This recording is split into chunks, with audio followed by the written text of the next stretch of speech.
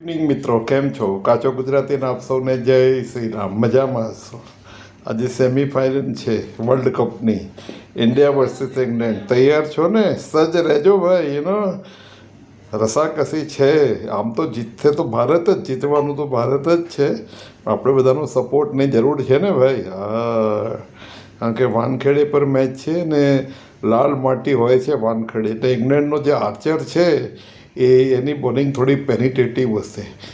Sanju Samson ત્રણેક વખત out થયો છે આર્ચર સામે, પણ લેફ્ટ હેન્ડેડ બેટ્સમેન આપણા સારું રમ્યા છે, અભિષેક તિલક વગેરેની સામે. ત્યાં જોવાનું રહ્યું.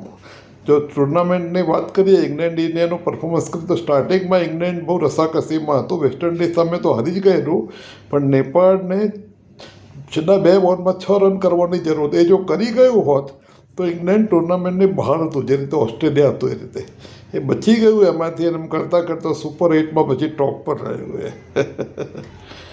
એટલે આ કટોકટી છે. ધારો કે જો વરસાદ પડે તો શું થાય, તો એક રિઝર્વ ડે રાખ્યો છે અને 1.5 કલાક પહેલા દિવસનો એક્સ્ટ્રા ટાઈમ છે ને, ધારો કે બીજા દિવસે રમવાનું તો બીજો 2 કલાક એક્સ્ટ્રા ટાઈમ છે.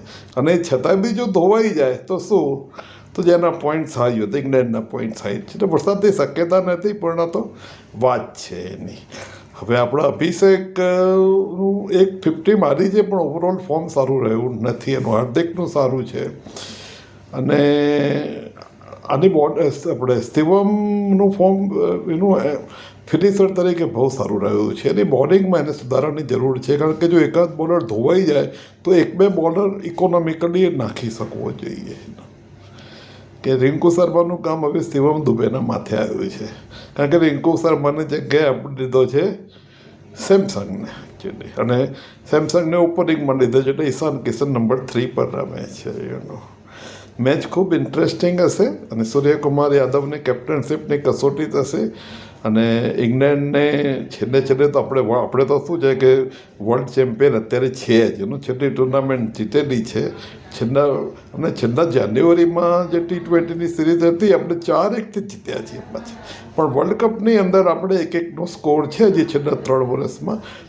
આપણે એટલે આપણે તૈયાર થઈ જાઓ ને કેવી રીતે આપણે ઇન્ડિયાને જીતાડવાનો છે. અને ઇન્ડિયાના બેટ્સમેનો, જો આપણે ટોસ જીતીશું તો નેચરલી ફિલ્ડિંગ પહેલાં લઈશું, કારણ કે આમાં ડ્યુનો ફેક્ટર હોય છે.